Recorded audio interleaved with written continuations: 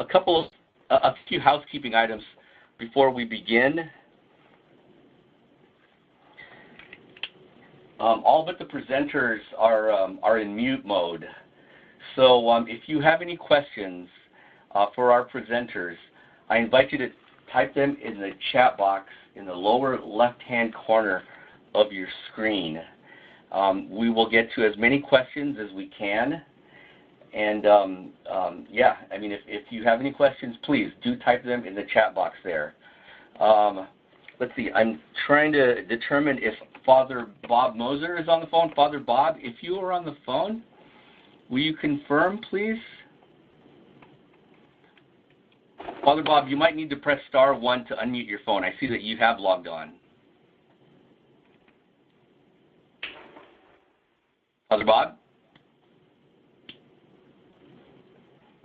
Again, Father Bob, you might need to press *1 to unmute your phone. One other housekeeping item. If you are a member of the press or media, this webinar is an off-the-record discussion and exchange with our JFI network, okay? So if you're a member of the press or the media now, as we're doing this webinar live, please identify yourself so we know who you are. And if you're going to be listening to this in the future as a member of the press or media and have any further questions, there is an email address for our communications manager. You can get any clarifications, have any questions answered by contacting that person. Okay. Before we continue, I do want to thank the presenters today, and you'll be hearing from them, for their participation and their willingness to do this webinar. I need to apologize to all of you folks and other folks who missed or who were unable, because we were unable to have the webinar last week. We had some severe technical difficulties, but to you folks and to the presenters, thank you for adjusting your schedules. I am sincerely grateful. So with that, one other housekeeping item, one final housekeeping item. The presenters, I am going to be advancing the slides here. So when you want to move on to the next slide, please just let me know. Just say, next slide, please, and I'll go ahead and get you to the next slide. So with that, I want to go over the agenda for the webinar. We're going to have a welcome and a quick overview of what's going to be covered in the webinar here.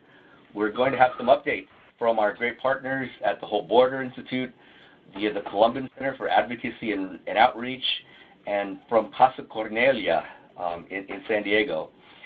Speaking today will be Dylan Corbett, the director of the Hope Border Institute, Father Bob Moser, who is the director of the Columban Mission Center in El Paso, Texas. Hope Border Institute is also in El Paso, Texas. And Jesse Imbriano, who is the legal director at Casa Cornelia in San Diego.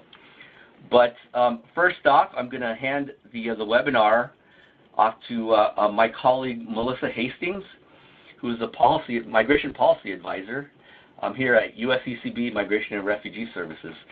So Melissa, let me go ahead and turn it over to you. Thanks, Tony. Can you hear me okay? I can hear you great, Melissa. Thank you. Wonderful. Thanks, and thank you all for joining us. So as Tony said, we're here today to talk about recent trends and developments on the U.S.-Mexico border and the Catholic response. Now, I'm sure we're probably all well aware of the focus by the administration on the border recently, but I want to give a couple of examples. And Tony, can you go to the next slide, actually? Sure. Great. So just to highlight a couple of examples here. So both this fall and then, of course, just a few days ago at the State of the Union, we saw the administration deeming arriving families and individuals as part of migrant caravans and presenting these arrivals as a border security crisis. Now, I want to take just a moment because I think it's important to note that while there, of course, is a need for humanitarian assistance and support of these vulnerable families at the border. This is not a crisis in terms of arrival numbers, and I think that's just really important to note and remember. So if you look at the chart on the right side of the slide, it shows trends in terms of arrivals and apprehensions kind of historically at the border. And as you can see, we saw much higher arrival numbers in the late 80s and early aughts than we are seeing today. Now, the change that we are seeing today is really more in terms of who's arriving and demographics. So we're seeing today more families and more children arriving. Previously, as you may know, it was more single adult men. And we're also seeing more asylum seekers, individuals seeking protection coming to the border. So then, a couple other examples of the administration's focus on this issue. As you may be aware, in November we saw the presidential proclamation and a corresponding interim final rulemaking, basically attempting to bar individuals who were arriving between the official ports of entry along the border from being able to obtain asylum. And then more recently, just a few weeks ago, we saw the Senate vote down the president's funding proposal. This was known as Amendment Number 5, and that was the president's request for the $5.7 billion for the wall. It would have rolled back a number of really critical protections for asylum seekers and for unaccompanied kids, and not to mention, the Remain in Mexico plan, which isn't even on this slide, but we now know is being implemented. So obviously a lot going on here. Tony, can you go to the next slide, please? Great, thank you. So in a minute, can you go back one? Thank you. Yeah, there we go. So in a minute, we're going to be hearing from our partners on the ground about their work and what they're seeing, some of the trends. But I just wanted to take a moment to quickly mention some of USCCB's work on these issues as well. So as you may have seen, the Committee on Migration has released several statements on border-related issues over the last few months. I want to just highlight two quickly here. The first is a statement October 29th, really just noting that, while nations have the right to protect their borders, governments, of course, also have to treat all people humanely and provide access to due process. And then the statement from the 14th really is just reiterating that it is not a crime to seek asylum no matter where you come in, whether it's at an official port of entry or between. If you're interested in seeing more statements or reading the full statements, we have links to those two available on the slide. You can also take a look at the statements on the USCB website. They are under news releases. I'd encourage you to take a look if you haven't already seen them. We also had some really great grassroots engagement pushing back on the asylum rule that I mentioned a minute ago. And so I just wanted to say a big thank you to everyone who was involved in that, who participated and sent out the JFI action alert on that rule to their networks.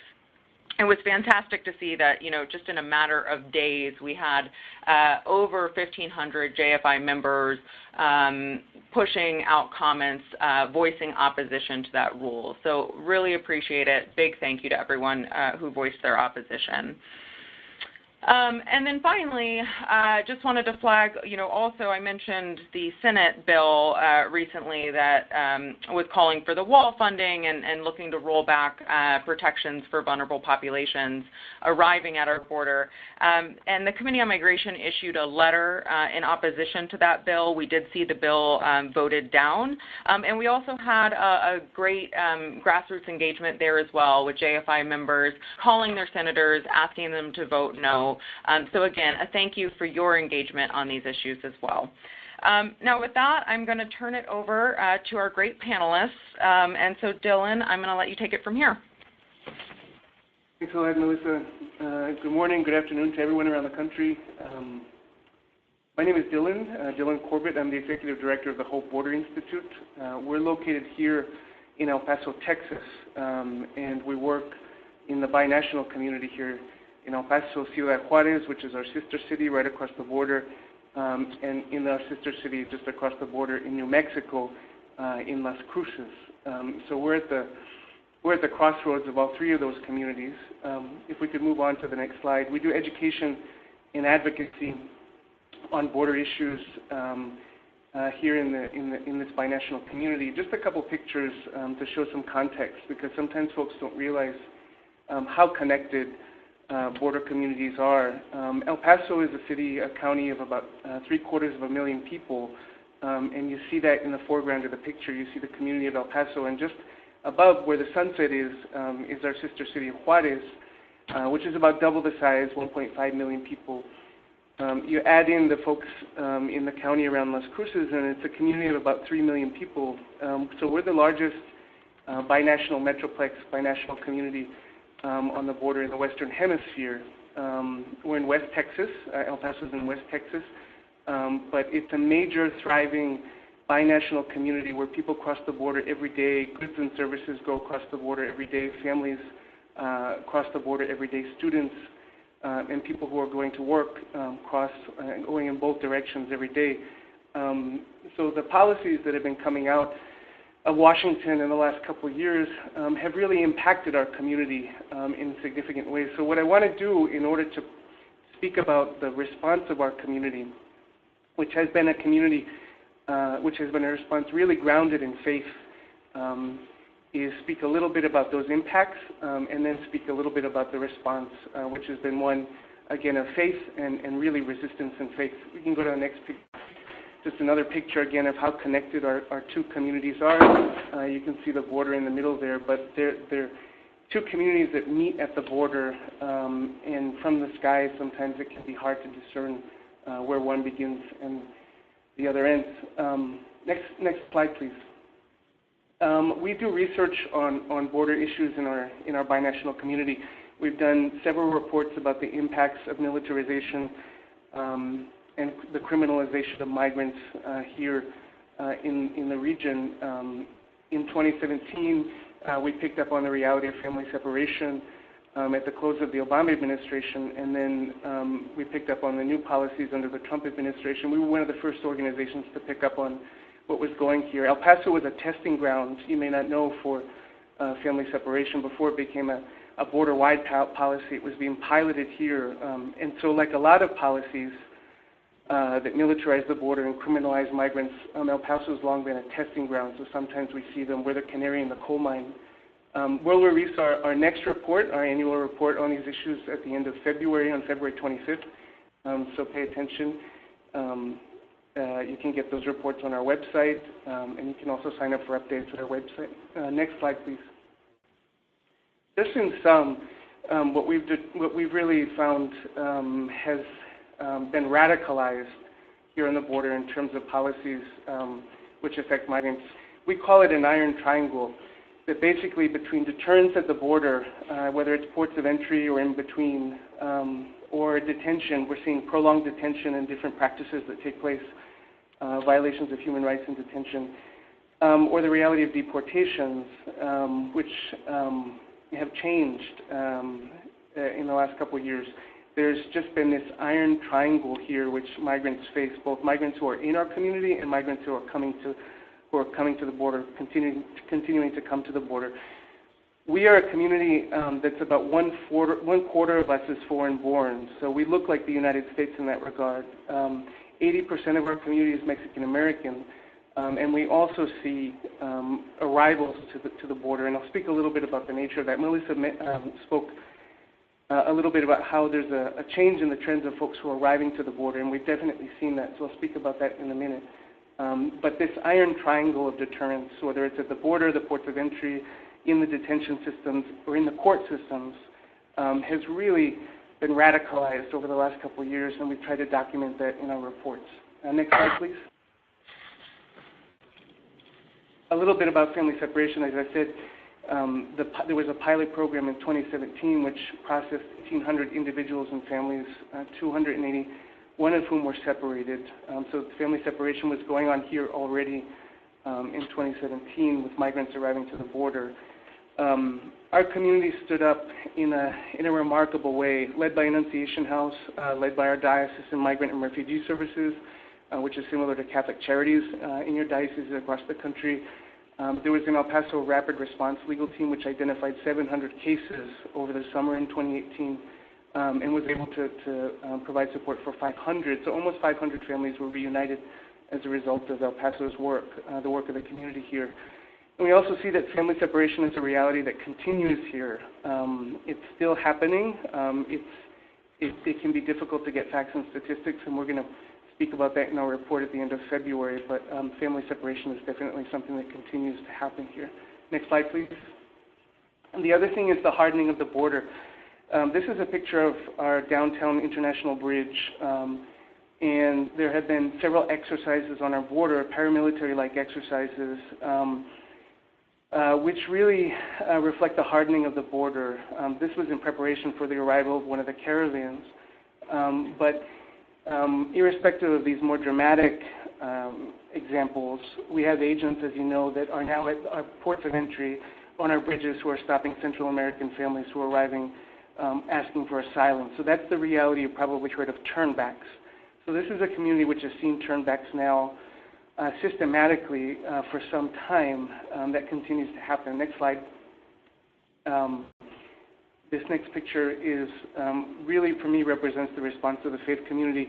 You see the director of Annunciation House, Ruben Garcia, Father Bob, who you hear from next, and some other members of the faith community bringing people across the bridge at the beginning when this phenomenon first started in order that their right to asylum would be respected. Turnbacks continue to happen here, and they can be deadly. They can have deadly consequences because we've seen now the death of 2 young Guatemalan children whose families were forced to more remote parts of the border who died, one from flu symptoms, one from dehydration. But the fact that the families were driven out so far from the urban core where our ports of entry are, it makes the journey for those folks so much more dangerous. And so, the effects, the practical impacts of policies like these really can be deadly. The next slide, please. And then you may have heard over the Christmas holiday for 3 days, as was taking place in some other communities along the border, ICE was dropping people off just in the middle of the street downtown. There were about 600 people over several days who were dropped off just really willy-nilly without communication with Annunciation House and the local migration shelter network that's here in El Paso. And just another instance of sort of the radicalization of policies and practices which impact our community. Our community was able to stand up. You see we set up a little camp here, and we were able to help the migrants, providing them food, getting them into the migrant shelter network. And this was over the holidays, so it was very difficult to get volunteers to organize folks, but people came out, people showed up in brilliant ways. And I really think that represents, again, the faith-driven response of our community, a faith-driven resistance that I think can show another way, can show the rest of the country a different way of dealing with the phenomenon of migration, of dealing with the folks who are continuing to arrive. El Paso, the community here, especially the faith community here, shows that we can address the phenomenon of migration. We can greet migrants with compassion, with dignity, with respect, and with generosity. And so what happened over those 3 days, over the Christmas holiday, for me is very emblematic of the response of the faith community here. Next slide, please. Hey, Dylan, before I advance to the next slide, I just want to bring everyone's attention to the fellow in the red cap to the right. Father Bob noted that that's Beto O'Rourke.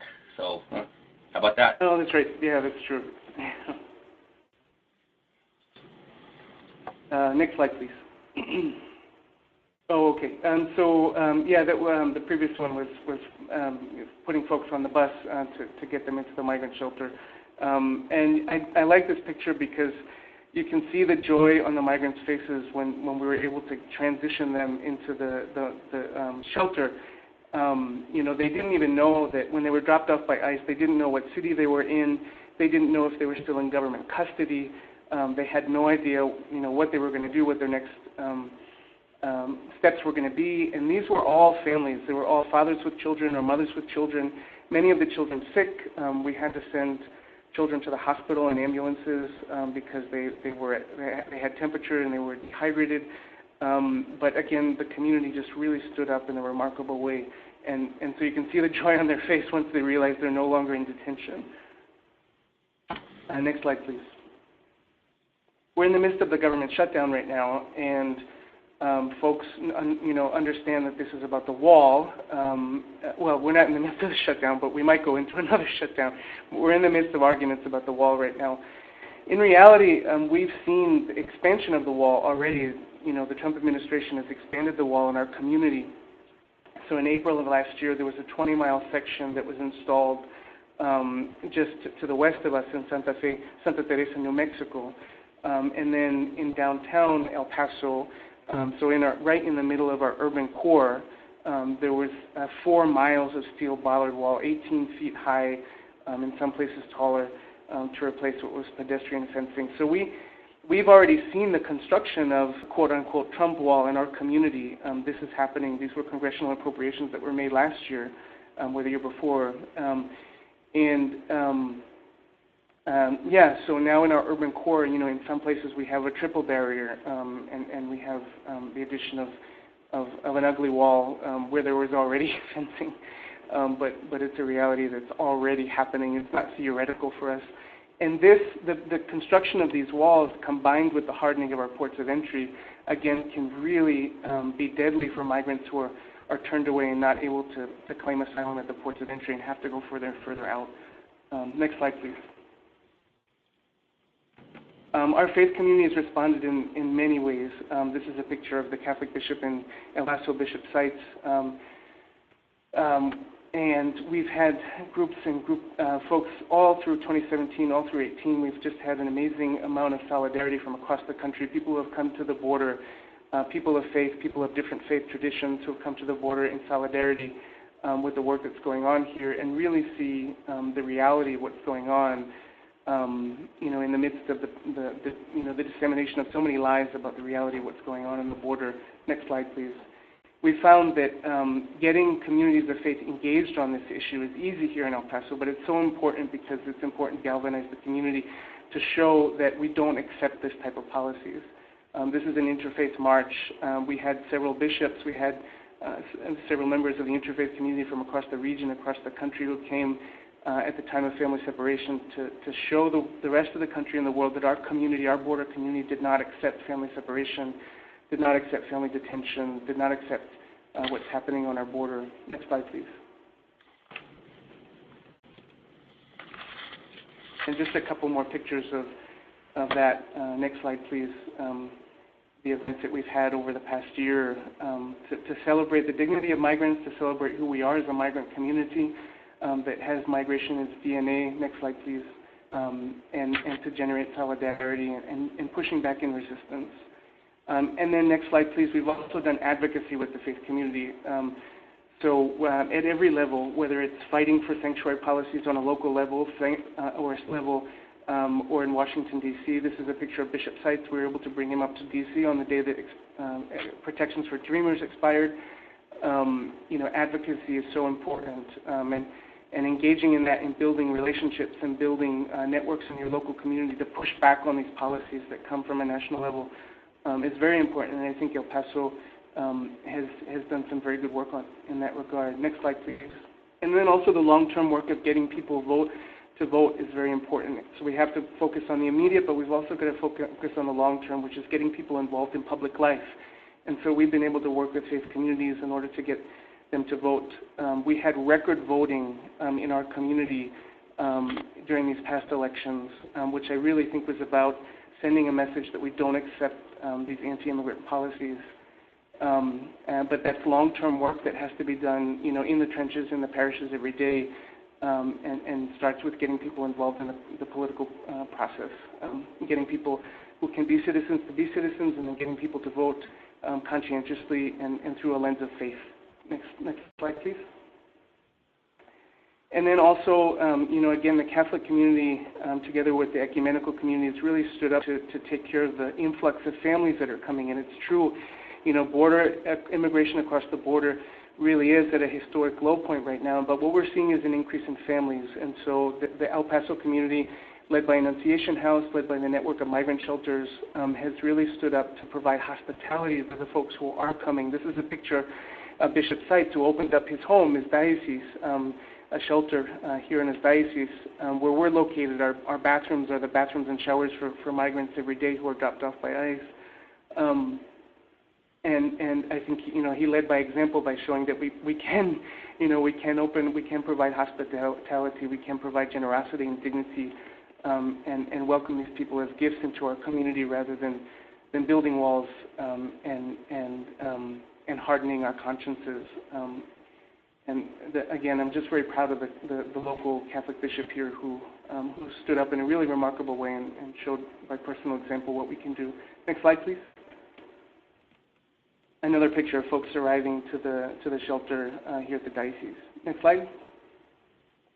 Another thing that we've done as a binational community, this is a picture of the migrant shelter on the Juarez side. So we've done Know Your Rights trainings for people there on the Juarez side so that they understand the process, they understand that they might be in immigrant detention, they might understand that they might be separated from their children. It's really important for these people to get their facts. They don't know the system when they come. They don't know how to negotiate what's going to be a very difficult process of asking for asylum or other avenues of relief. And so we partner with the migrant shelter to offer Know Your Rights trainings, just to empower them with the knowledge that they need. There's so much, they need to be empowered, and so this is one way that we do this. Next slide. So just another picture of these Know Your Rights trainings. Folks across, even though we receive ICE releases, just mainly families here from Central America on our side of the border, and 40% of those apprehended at our border have been families. The reality on the other side of the border is that people continue to come from all parts.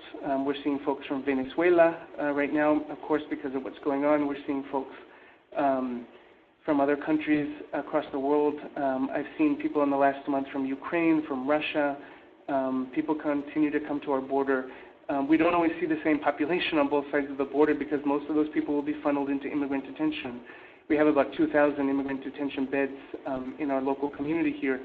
And there's also a lot of work by the faith community and the grassroots community to push back on that reality. And that's something that you can do in different parts of the country. There's probably immigrant detention near you. We have to push back on that. No one should be detained if they're not a danger to the community. Next slide, please.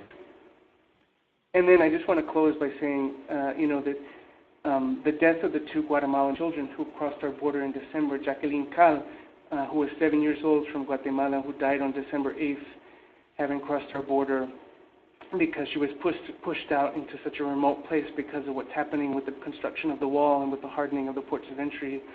And then Felipe Gomez Alonso, who died on Christmas Eve, about midnight on Christmas Eve. Also just a young child from Guatemala who died in our border community. I don't want their deaths to be in vain. We need to remember why we're doing this work. These are children who are coming to our border, and our faith community can show the country a different way. So it's imperative to maintain, to be engaged in this work on the long term, and to remember why we're doing this. And it's all for the human faces of young children like this. Next slide, please. So I'll turn over now. I'm really pleased that we get to hear Father Bob, who's another advocate, champion for justice here in the border community. But if you want more information on what we do, please visit our website. And again, we'll have our annual border militarization report at the end of the month. I'm also pleased to say that next week, together with the Diocesan Commission on Migration here in El Paso, we're going to be doing a field visit, research visit to Guatemala, and we'll be visiting the two home communities of Felipe and Jacqueline to understand more about the root causes and the push factors that are going on. So we'll be able to report back to you on that when we get back. So that should be at the end of the month too. So thank you very much, and thanks for allowing the Voice of El Paso on this webinar. Very good. Thank you, Dylan. And Father Bob, I'm going to go ahead and turn it over to you, please. Go ahead and I want to see if you're muted or unmuted, Father Father Bob? Okay, I'm right here. Can you hear me? Go ahead, Father Bob. You're unmuted. Hello, can you hear me? Can hear you just great, Father Bob. Go ahead. Okay. Well, thank you for that presentation, Dylan. I'm also at the El Paso area, and Dylan and I often work in coordination in some of the events that interest both of us. For myself, I'm a Columban priest. I worked a long time in Chile before coming to the border.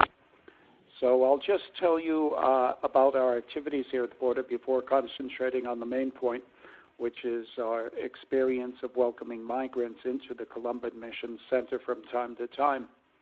Next slide, please.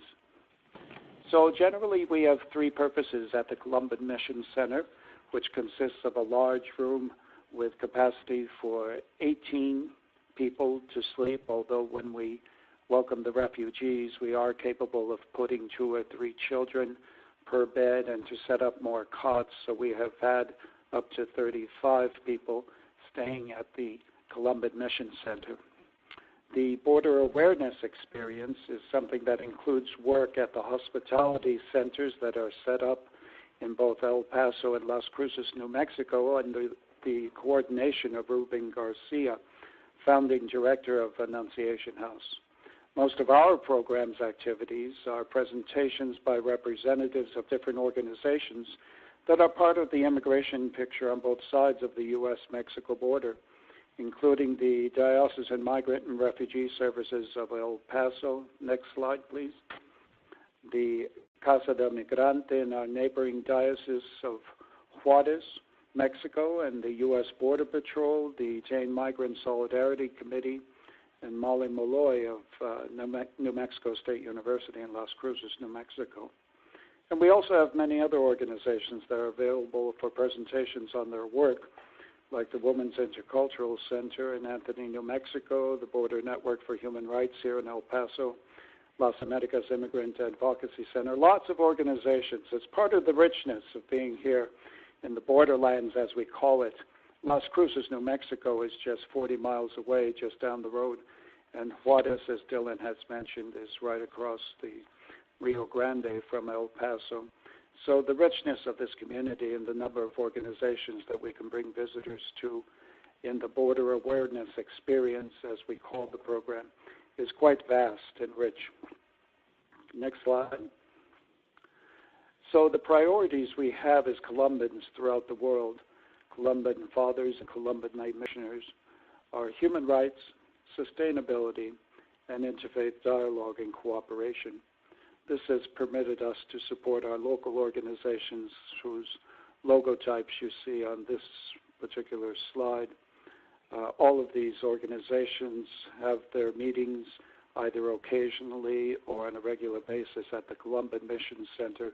So we work quite closely with all sorts of organizations in order to live out these three priorities that the Columban fathers exercise throughout the world, right here in El Paso.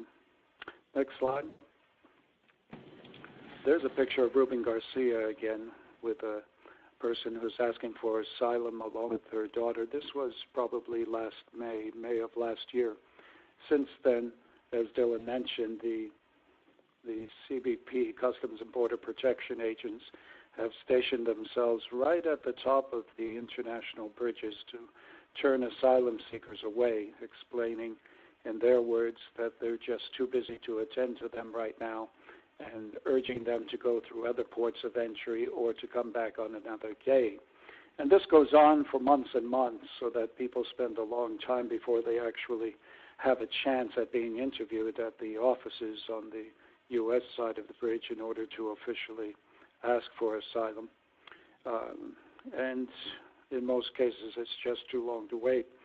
And as Dylan mentioned, what we're doing is forcing people to try to come in and present themselves for asylum at other areas that are much more dangerous to come into.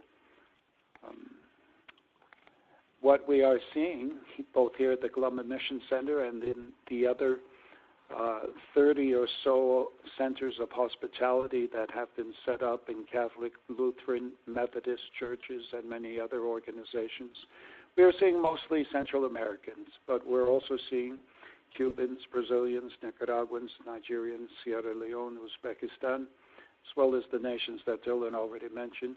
And we're seeing adults and their children, usually one adult with one or up to 3 children for each adult, men and women. All of them coming to ask for asylum, and once they are processed by ICE for 4 to 8 days in holding cells that were meant to hold people only for a couple of hours, they're pretty miserable by the time they're actually brought to the hospitality centers in order to have a rest and a shower and some hot meals for the first time in a long time, and spare clothing and transportation to the bus stations and airports by volunteers. The next slide, please. The experiences with the Department of Homeland Security forces that include many different security organizations are described here. With Immigration and Customs Enforcement, which seems to be the most powerful of the agencies we deal with, there's a mixture of cooperation and chaos when we open up these hospitality centers, and they promise to deliver between, or it could be as few as 500, sometimes it's up to 2,000 on a single day that they deliver to all the different hospitality centers coordinated by Ruben Garcia. Sometimes they won't arrive until nearly midnight when we were expecting them at 2 or 3 in the afternoon. Other times they won't show up at all, having been deposited at other hospitality centers in a number much greater than we had been expecting. And as you know, on October 26th, as well as Christmas Eve and Christmas Day, they were just dropped off at the Greyhound bus station, much to our shock and dismay, and we really had to get a lot of volunteers down there and try to look for some place to put these people up, with the help of local police as well, who were very concerned about this, and the local city bus system that offered temporary protection from the intense cold at Christmas time. So it's been a mix, and it's difficult to be too critical of ICE because we do want to win their cooperation in releasing these asylum seekers after they've been processed to the care of the hospitality centers. So it's frustrating. Many people who prepare the food for hundreds of people find that the people don't show up, or in other cases people will show up when we weren't really expecting them, and there is that mixture then of cooperation and chaos. As a member of the Detained Migrant Solidarity Committee, which meets here at the Columban Mission Center, we're also keenly aware of the abuses in the detention centers here in the El Paso area. There are 4 detention centers. One of them, as Dylan mentioned, has a capacity for 2,000 detainees, both men and women. And these abuses have been detailed in a report published in 2016 by the Detained Migrant Solidarity Committee. I can give the online address for that website to anyone who's interested. This has led to the hunger strikes, in fact, that are going on right now in the El Paso Detention Center of people from Bangladesh, as well as some others. There's about 9 hunger strikers at the moment at the El Paso facility, I believe. Then our dealings with the Customs and Border Protection agents, as I said, they're the ones turning back the asylum seekers. So sometimes we go into Mexico and come back and ask them what they are doing and try to help them to see that it's not the best way to treat asylum seekers. And in our dealings with the U.S. Border Patrol, there's actually a good bit of cooperation when groups come to visit here from other parts of the country for the border awareness experience. This is one of the few districts or areas of the U.S. Border Patrol along the southern border that has a public relations office and that actually gives presentations to visiting groups, often at the border barrier itself, the 18-foot high barrier that appeared in the other photographs that Hope Border Institute showed you. So it's a mixture of cooperation and then unpredictability that we deal with with the Department of Homeland Security Forces. Next slide. There has been a surge in volunteers as well. I think Dylan mentioned that as well. Here at the Columban Mission Center, we see volunteers coming from all over. Lately, since we don't have a huge capacity for refugees, we've been welcoming the volunteers to stay at the Columban Mission Center. And they're from Catholic and Lutheran communities. There are local communities of Muslim and Jews who also volunteer at these hospitality centers.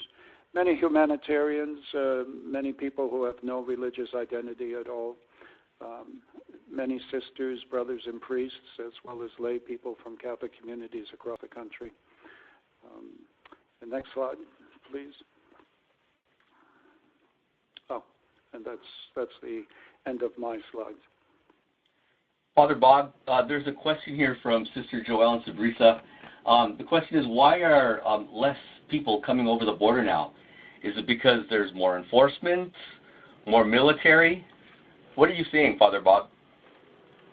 We're seeing a lot of people being released by ICE, which is some indication of how many are coming over the border. As I mentioned, we have between 500 and a day sometimes and 2,000 a week being released lately.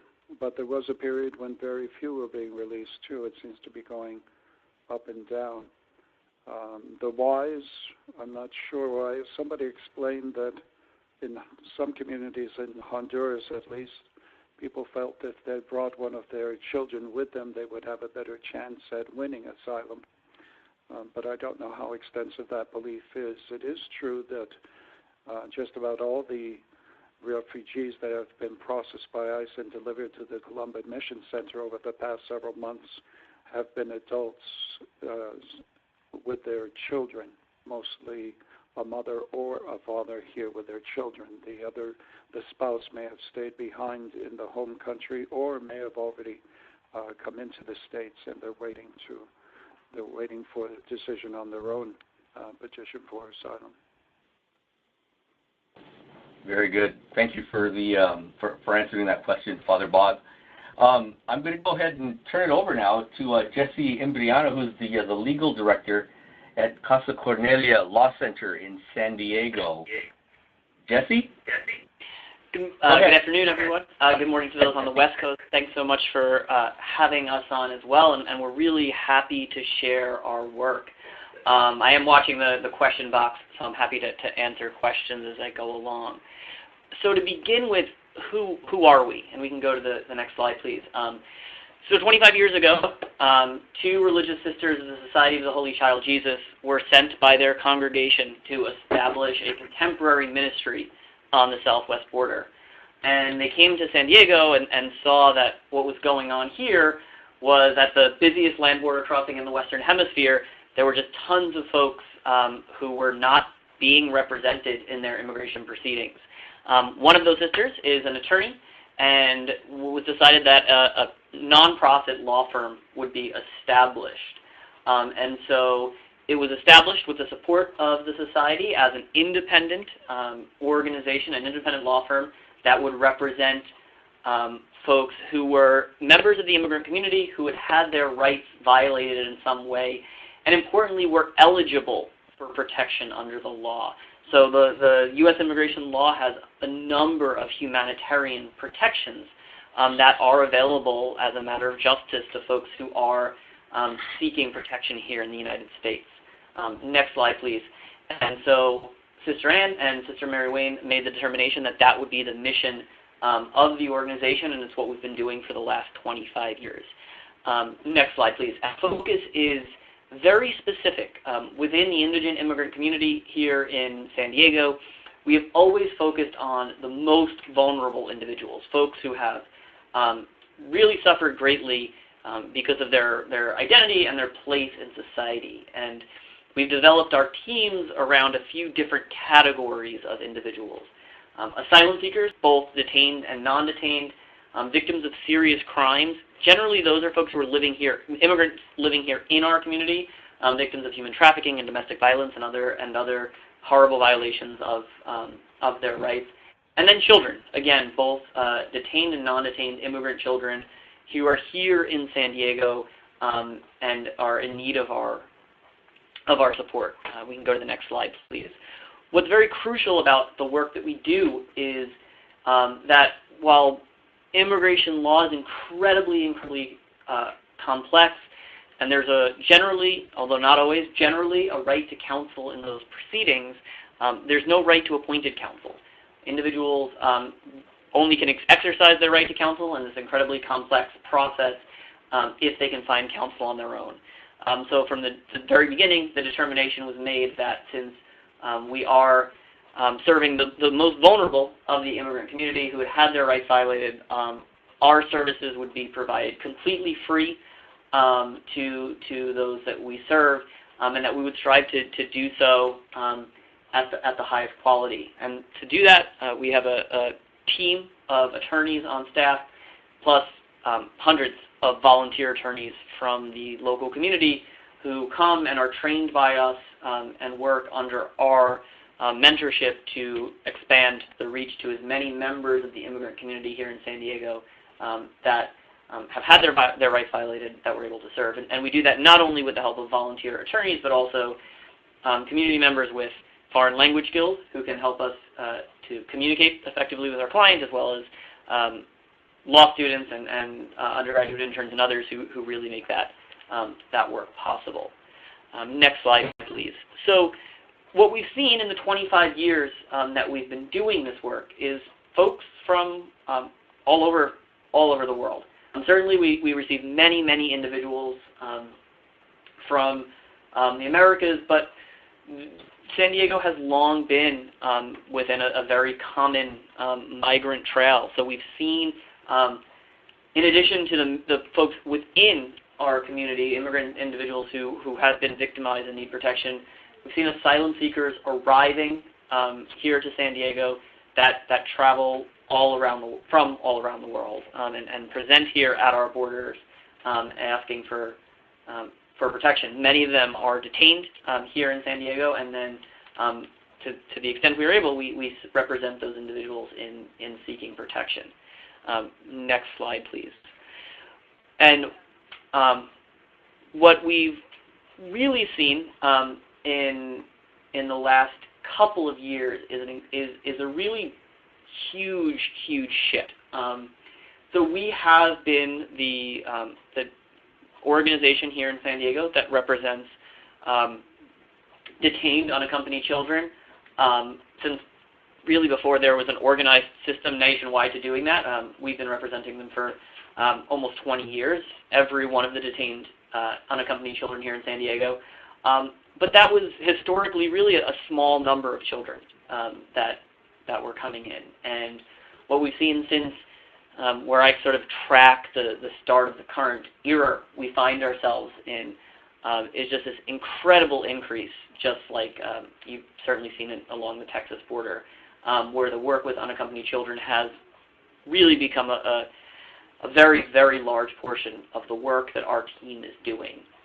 And what we've seen, and so for the years we've been serving these children, we've represented them, provided counsel to them, know your rights, but also full representation in seeking asylum, special and juvenile status, visas for victims of trafficking and serious crimes for which they may have been eligible.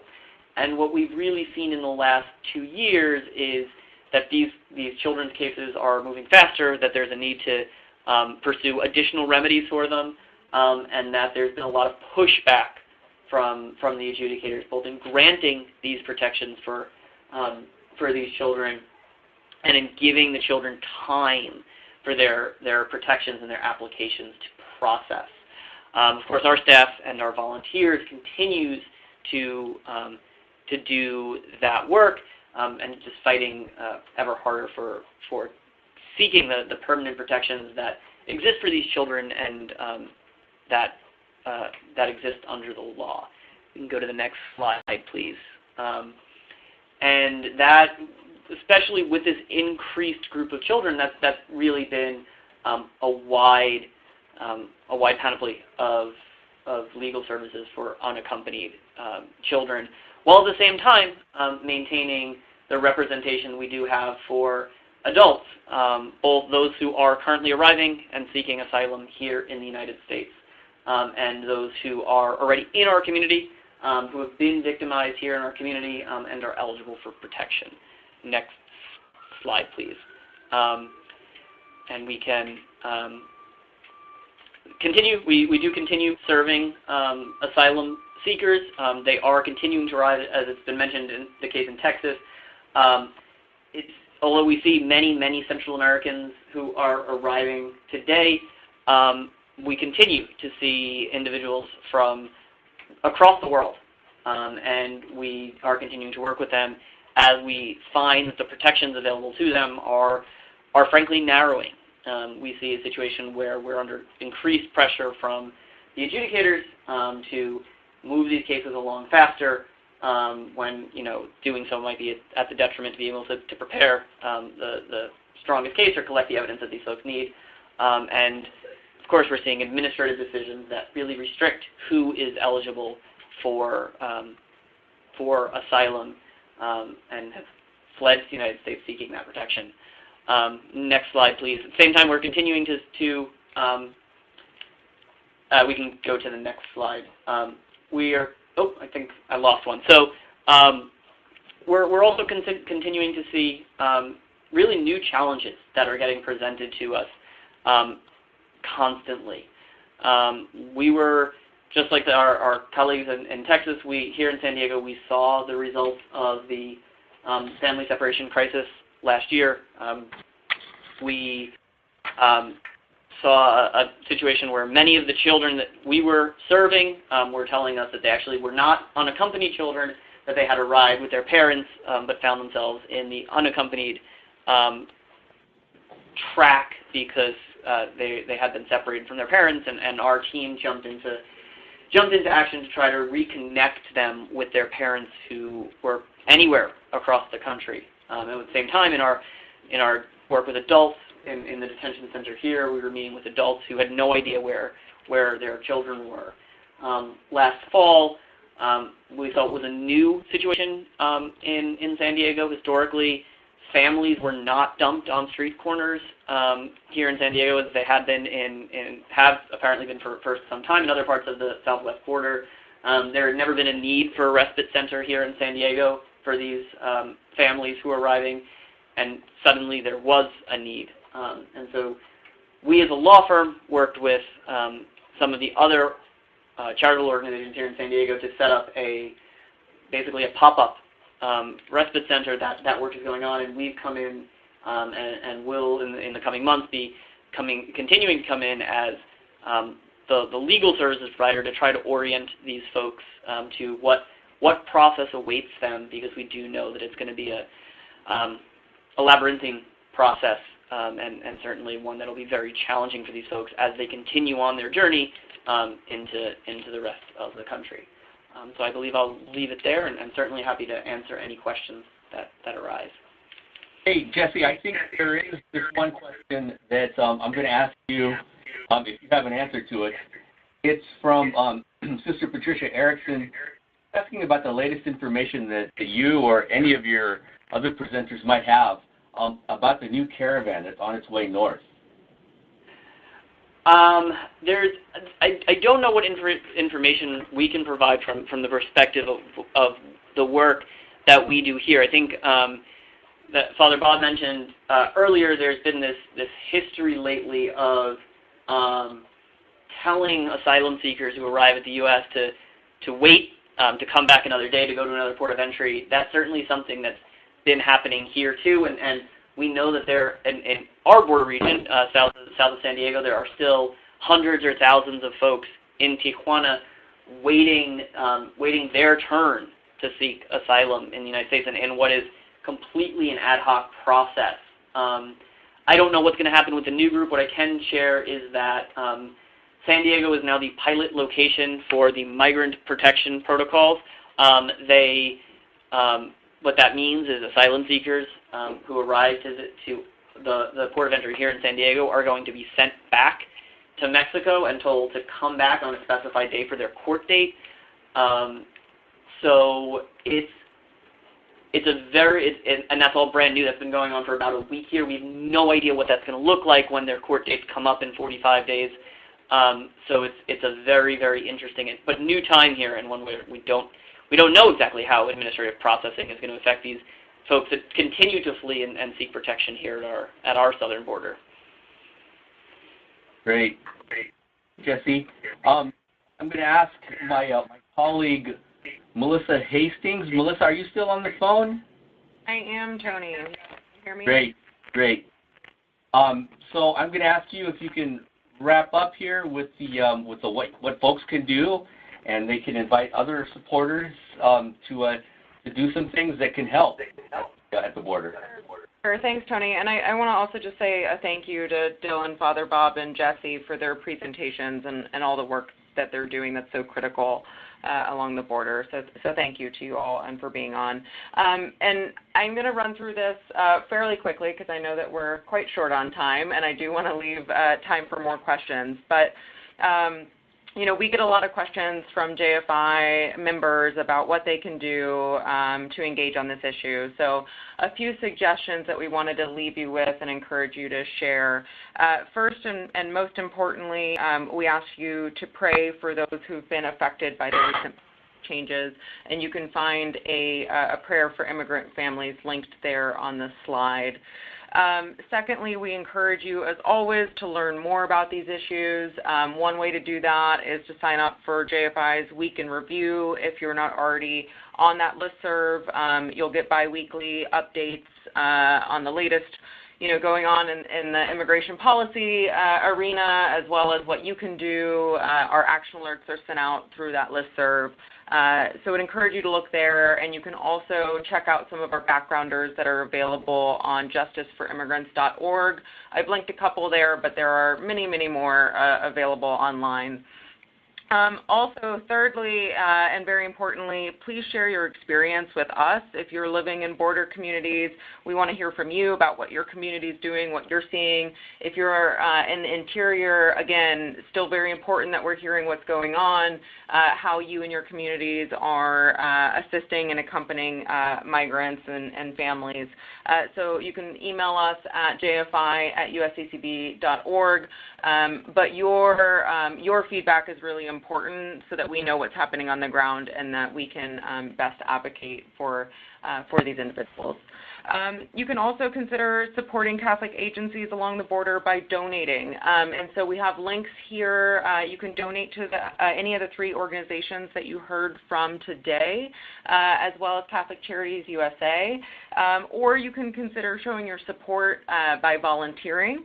And again, you can volunteer with any one of the three organizations that you heard from, or one of the other Catholic respite centers along the border, like Annunciation House, Catholic Charities of the Rio Grande Valley, or Southern Arizona. If you're interested in family detention specifically, you can also volunteer with the Cara Pro Bono Project. So we would encourage you to do that as well. And I know we need to leave time for questions, Tony, but I want to give an opportunity to our presenters if they want to provide any more information on what, volunteering with their organization might look like. I would just ask that, we keep it to the 30-second version. So if anyone wants to jump in, please feel free to do so.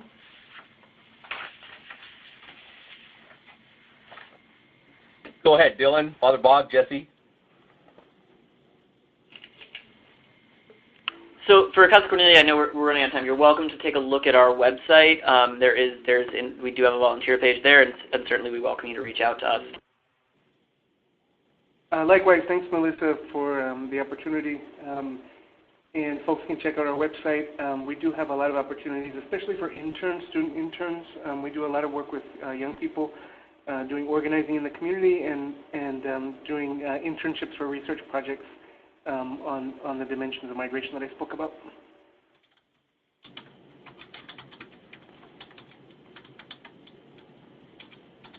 Great. I don't know if you're still on, Father Bob, but you're welcome to chime in if you'd like.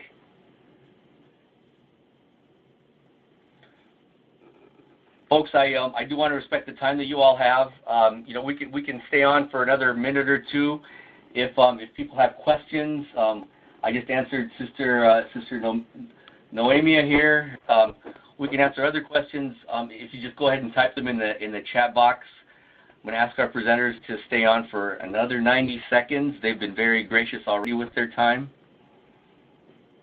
I didn't get to Sister Sharon's question about the visit of the President to the border on Monday, so there will be a big mobilization of the community because it did come out during the State of the Union that our community was dangerous before the border wall went up, but that's not true.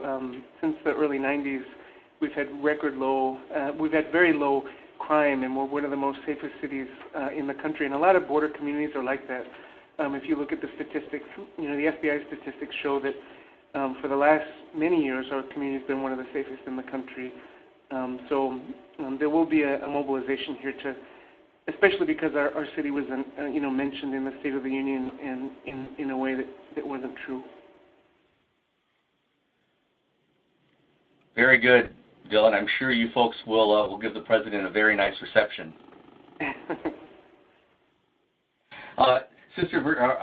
Virginia, yes, I'm going, after this webinar is concluded, I'm going to ask our web developer to have the recording and the slides available so folks can view it, listen to it, or download it on the JFI website. So please stay tuned. Just check back to the justiceforimmigrants.org website, probably on Monday. It should be there on Monday.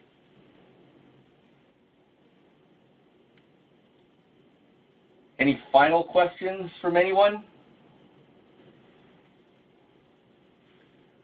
Once again, I want to sincerely thank the presenters today, my colleague Melissa Hastings, Dylan Corbett, longtime collaborator, friend, colleague at the Hope Border Institute, Father Bob Mosier, the director of the Columban Mission Center in El Paso, Texas, and Jesse Imbriano, the legal director at Casa Cornelia. Thank you, folks, for presenting today. You provided some great information, great insight into what's going on at the border, and thank you to the people who stayed with us and were on the webinar.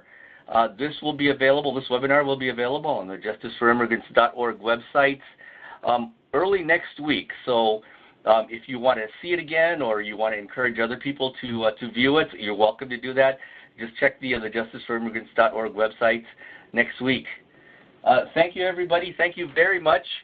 And we'll be in touch soon with another JFI webinar in the next couple of weeks. Thank you. Take care. Bye-bye. Thank you, Tony.